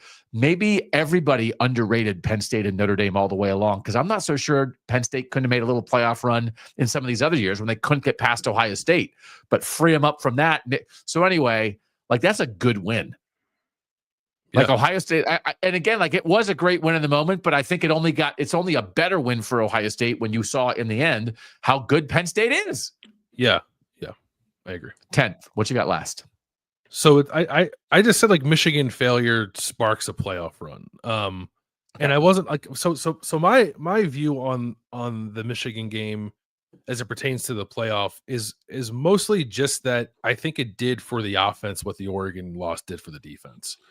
And maybe it doesn't have to be more than that because I do think that Michigan and almost everything else is a separate deal for Ohio State, and we don't have to like psychoanalyze that a bunch right now. But I do think there's some football stuff in there where coming out of the Michigan game, Ohio State just told itself like we might lose again, but we're not going to lose because we didn't get the ball to our receivers enough. And I think that's what that game did for them. So Ohio State loses that game 13-10. 175 passing yards in that game, 1 touchdown, 2 picks. Will Howard got his bell rung there too, so that's part of it. But like I think Jeremiah Smith didn't have a touch in the second half of that game. He scored the only touchdown for Ohio State. And you've seen an uptick in passing since then. Ohio State in the playoff is averaging over 300 passing yards per game, and its rushing rate has gone down. It was up over 53% in the regular season, and then the playoff games it is at 48%. So there's been a little bit of a drop there. I think. And Ryan Day was, I think, a couple of times eager to mention, like they did throw it more than they ran it against Michigan, which that's true. But that did not feel like a game where they were like throwing first to set up the run, which I think has been their MO in the playoffs. So yes, that is my view on the Michigan game. I think there's a bunch of different ways you can say the Michigan game has impacted this or not. But I think from a football standpoint, it is rather influential in Ohio State just making sure that it's getting the ball to the right people more consistently because it didn't do it well enough in that game that it lost to Michigan. I completely buy the football side of this. I think you said it exactly right. It's just the stuff of like, oh, this super talented team needed to bottom out and lose a 4th straight time to its rival to really achieve, its full potential. That is what I don't buy. But like, hey, Michigan forced us to play on their terms. We didn't get the ball to Jeremiah Smith and Emeka Egbuka enough. Like, yeah, that's a great football adjustment. That is more based on style of play and how good your opponent is, but being who you are.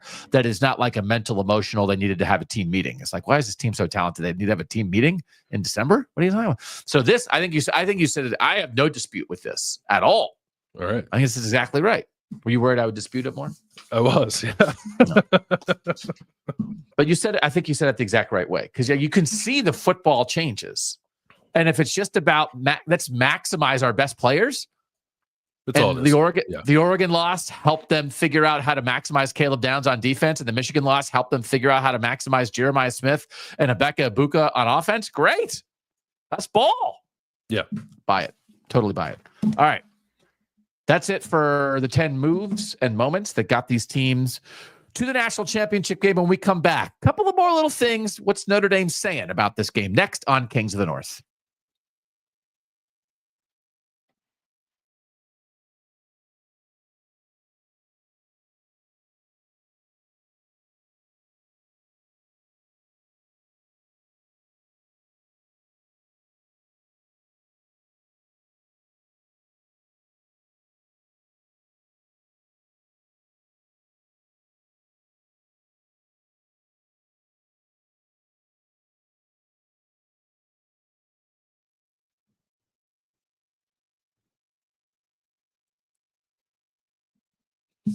Doug Lesmerises, Bill Landis back on Kings of the North. So Notre Dame, you had a good interview session, right? You were there on Wednesday for the Ohio State interviews.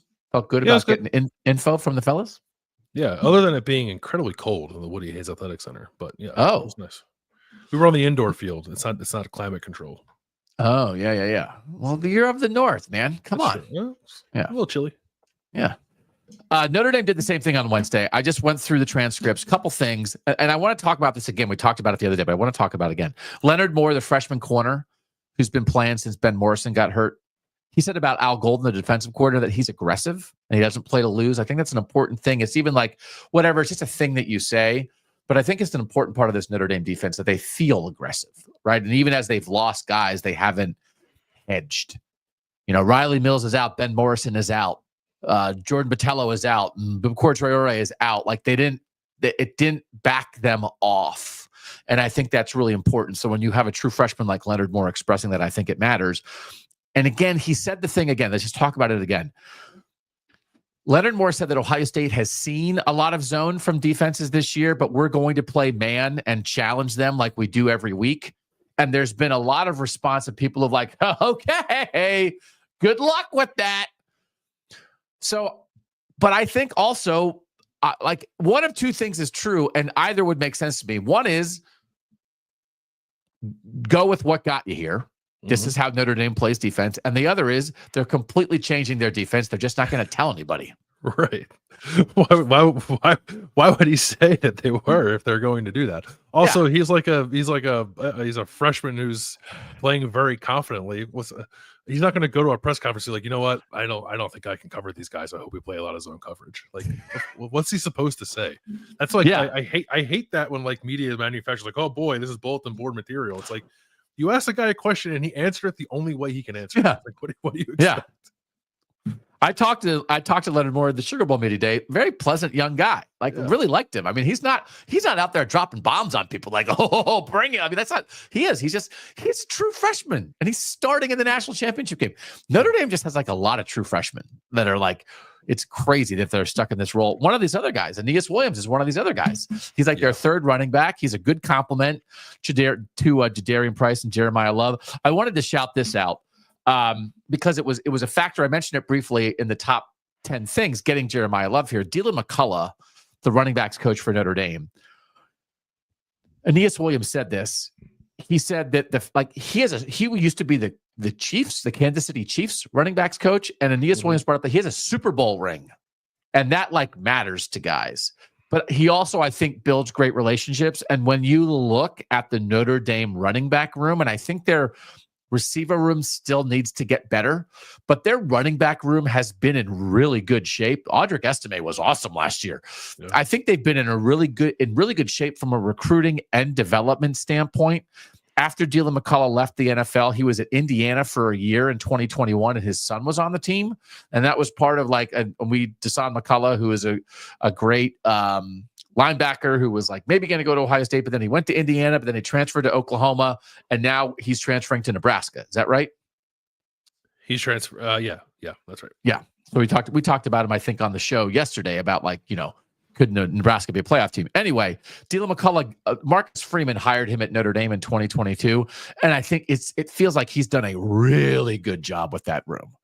And so, Aeneas Williams bringing this up as a guy who's new to the team, was recruited by Dylan McCullough, I think reinforces Marcus Freeman. I think Mike Mickens in the secondary was a really good hire. I think Joe Rudolph replacing the previous guy at the offense, Harry Highstand. I always say his last name wrong, so I keep not saying it. But he's a legendary offensive line coach who was at Notre Dame and then retired, and then they brought in Joe Rudolph. But Mike Mickens, I think, is going to be a head coach one day. He's really good. He was previously at Cincinnati. I think Marcus Freeman has done a really good job building out this staff. I think Mike Denbrock, bringing him back to Notre Dame from LSU after they lost the OC last year, I just think it's really good. But I think maybe it shows up in this running back room as much as anywhere.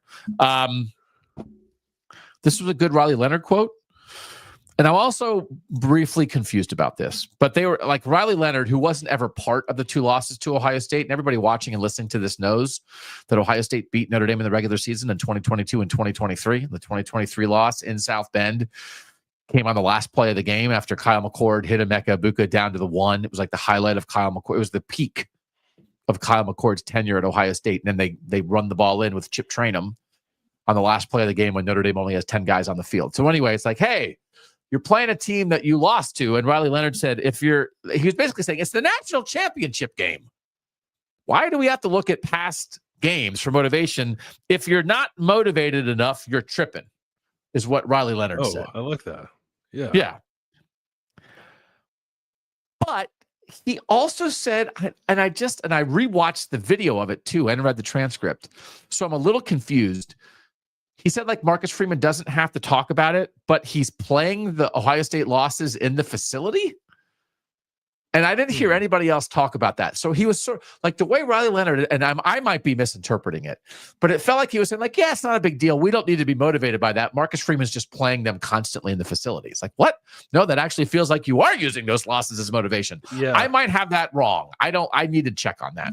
Well, that kind of happened with Ohio State going to the Rose Bowl too. I can't remember which player it was. I think like as players were rolling through interviews on one of the days before we went to Los Angeles, I think it might have been like Emeka Egbuka said like, yeah, we lost to them, but like we're not motivated by that in this game. We're motivated by playing for a national championship. And I think it was Will Howard is like, that game has been playing on a loop in this building for a week. So, okay. Yeah, I just, you take it wherever you can get it, I guess. Yeah. Yeah. It's not conscious motivation, but your head coach is sneaking into your bedroom and like turning it on to play it in your ear so you dream about the loss. I mean, what is that? Is that motivation?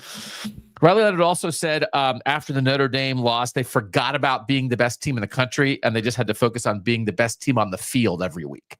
So again, I thought that was like a good quote just about like how that Notre Dame, how that Northern Illinois loss affected everybody. Football wise, watching the Texas game, Riley Leonard said like what stands out about the Ohio State defense. He says that they do a good job of getting to the quarterback, especially on third down. So he said he's got to be really good with his protection adjustments. So I find like, what do you think of that when you hear a quarterback like that? I think this is Riley Leonard acknowledging both the skill of the Ohio State players, but also acknowledging a little bit of the mind game he's going to be playing with Jim Knowles.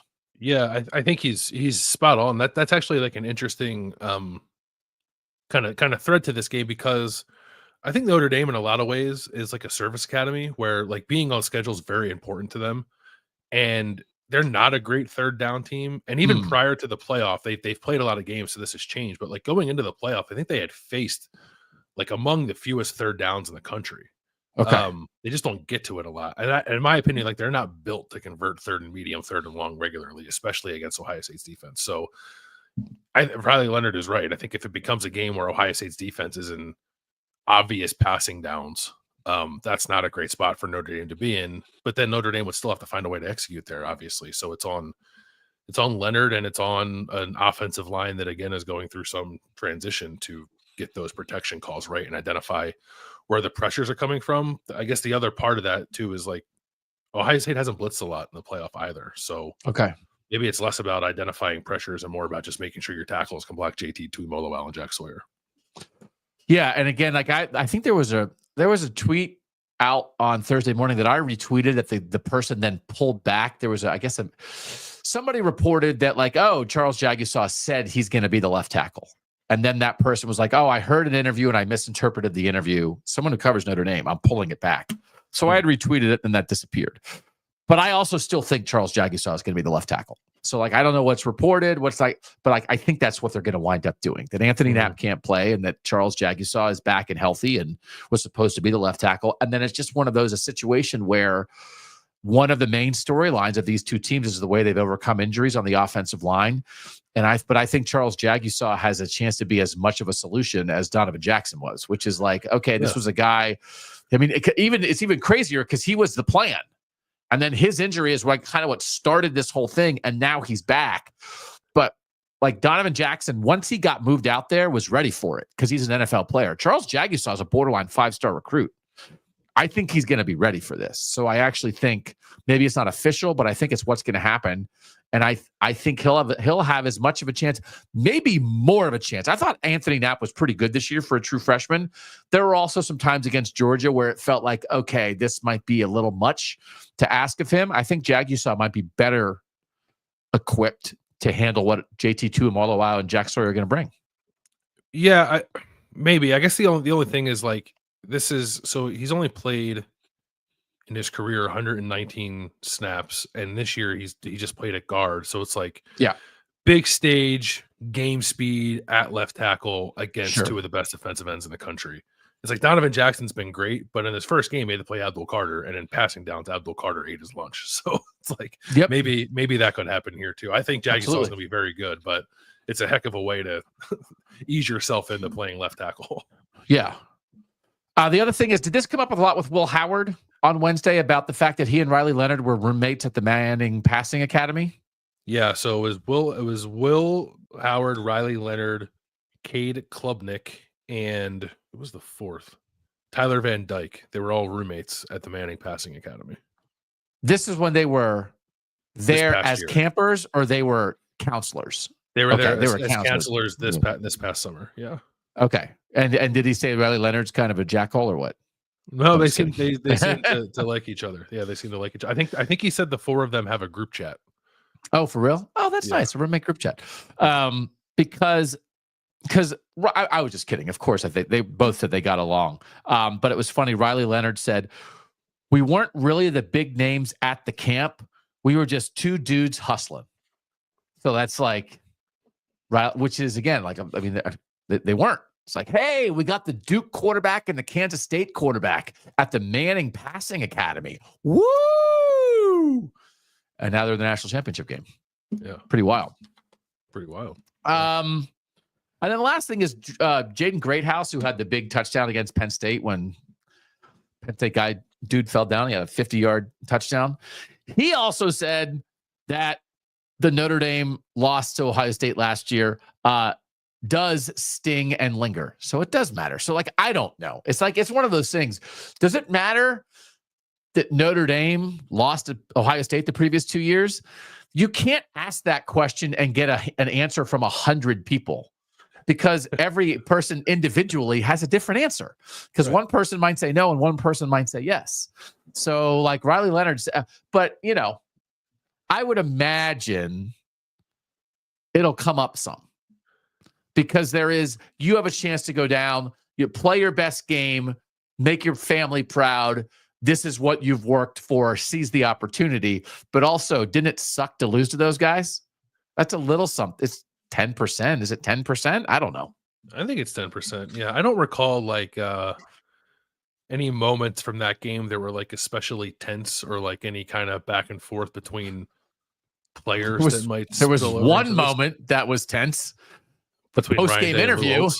Yeah. I mean, between the guys actually playing the game. Lou Holtz is going to be there, by the way, right? Did you see that? He said he's going to the game. Lou Holtz is like making the media rounds. I'm sure we could have gotten Lou Holtz on here if we wanted him. But like, he's trying to get under Ryan Day's skin again. He said the only way Notre Dame loses this game is if it's trying to save Ryan Day's job. Yeah. Yeah. We'll see. I mean, if Ryan Day is hoisting the national championship trophy and is like, Lou Holtz, whose job are you trying to save now? I'll be like, come on. He could do it as a bit, though. I think there's a way to do it in a tongue-in-cheek way that's funny. But yeah, if he does it in a serious way, I'd feel the same. Wow. You got to thread that needle. You gotta thread that needle exactly right if you're gonna do that. And it just is it's just like super interesting connections here. I mean, obviously the Marcus Freeman thing speaks for itself, but then also like Ryan Day was hired at Ohio State by Urban Meyer, and Urban Meyer loves Notre Dame. Urban Meyer coached at Notre Dame. Urban Meyer's like a Lou Holtz guy, and it's like all that they really are. And if Gene Smith was still around, and he's not, the recently retired Ohio State athletic director was a national championship football player at Notre Dame. And the bottom line in a lot of this stuff is Al that Washington's they're just on Notre Dame staff. Al Washington, right? Keenan Bailey, Ohio State's tight ends coach, was on Notre Dame staff. Al Washington, who's from Columbus, whose dad played at Ohio State, was the Ohio State linebackers coach, and then went and now is a defensive line coach at Notre Dame. And James Laurinaitis, who's like one of Marcus Freeman's best friends, they played together. They were in each other's weddings. Everybody knows this. When he wanted to get back in coaching, he went and coached at Notre Dame. And then he did such a good job at Notre Dame. Ohio State was like, actually, we probably should hire that guy. So then he came back to work for his alma mater. But one of the reasons I think that there are so many connections is because they're so similar. Yes. And I think not only geographically, and they're not exactly the same. It's a private university and a public university. Certainly Ohio State is much larger as a student body than Notre Dame. But I think when you think of the history of college football and the way they go about things, it's no coincidence that there are people who wind up being connected to both schools. Have you seen anything from anyone talking to Tressel about this? And what he's because Tressel in the last year has gotten pretty close with Ryan Day. Yes, and I think that's super important.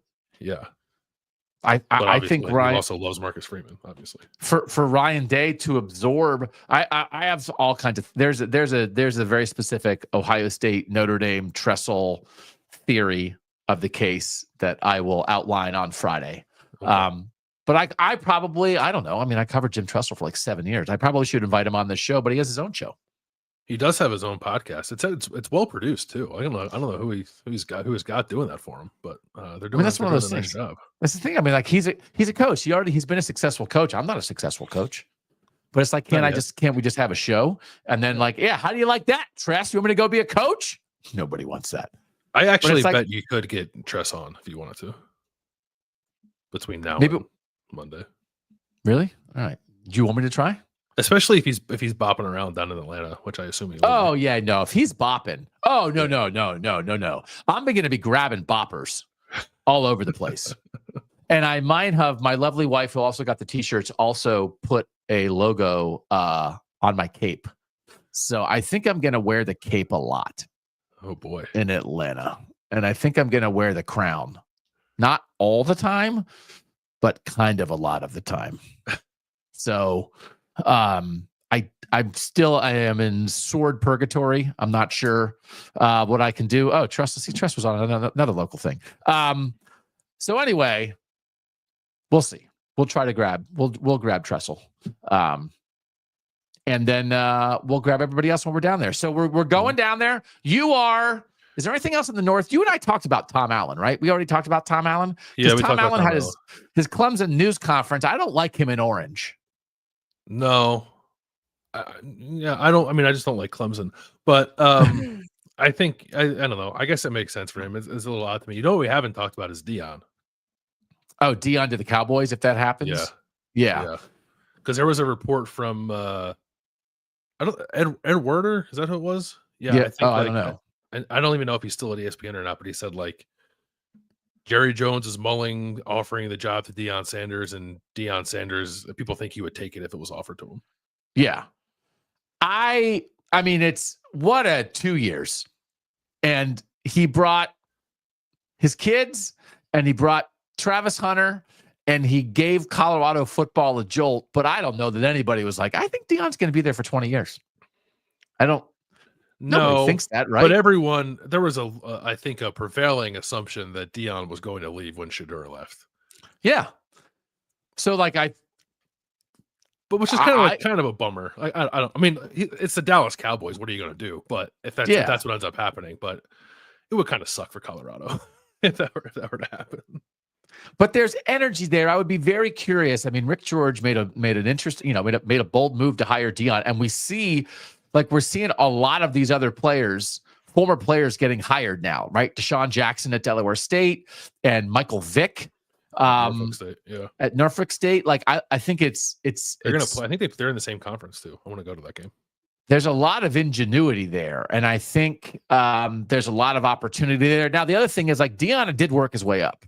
So right? Deion coached in high school and stuff. Like, so some of these, if you're just grabbing guys, it's like Deion wasn't just some guy who's like, I played the NFL, maybe the Colorado coach. That's not how that worked. No, he coached high school and then he coached HBCU and then he coached the FBS. Yeah. Eddie George is already doing it. Like I threw out Eddie George for the Purdue job. Like if that's what comes of this, that some more former players like get an opportunity and then get an opportunity to move up. I mean, I think Deion's tenure has been successful and impactful. And if it only lasts 2 years, I don't think there's anybody at Colorado that would say, well, then if we only knew he was going to stay 2 years, we wouldn't have hired him. You'd take it 100 times out of 100, wouldn't you? Yeah, and I think maybe the other thing that Deion did, which would be helpful for Colorado, regardless of where this goes, is like he showed that Colorado can like be a viable player, and this new version of college football, as long as you build your roster the right way. So Yeah.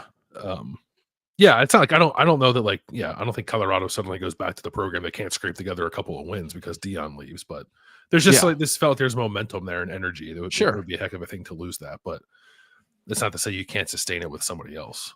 Maybe Joel Klatt can coach Colorado. Oh, that'd be good. We can get him off the podcast market. That'd be good. So any other Northern stuff we want to talk about? I mean, we know there's a lot of stuff going on, and we're going to get to all of it. It's just not priority one right now for us. So I think we can I think we can get the travel plans, which is you're getting in a car to drive to Atlanta right now. Yeah, well, I will arrive in Atlanta sometime tomorrow morning, hopefully afternoonish. Okay.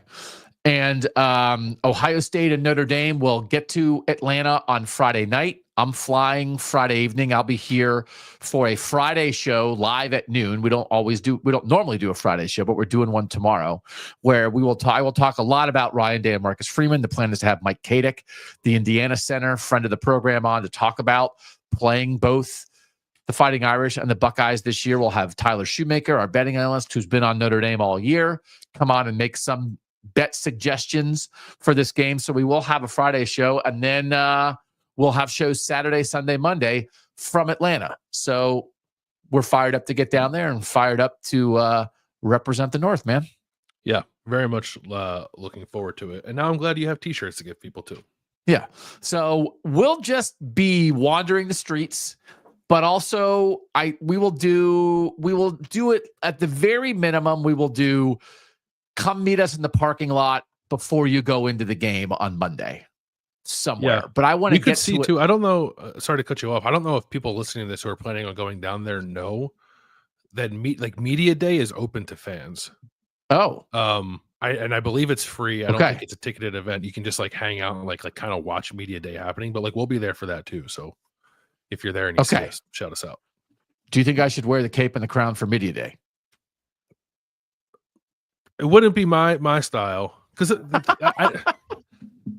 you're approaching the territory of the people who wear wedding dresses at Super Bowl media day and then ask dumb questions. So it's but you would be dressed like that, but you would ask good questions. So I don't know. There's a balance there. Maybe you can pull it off. So yeah, I want to be like a real person, but I also want to promote the show. So that's a fine line that I'm sure I will fail to walk. Okay.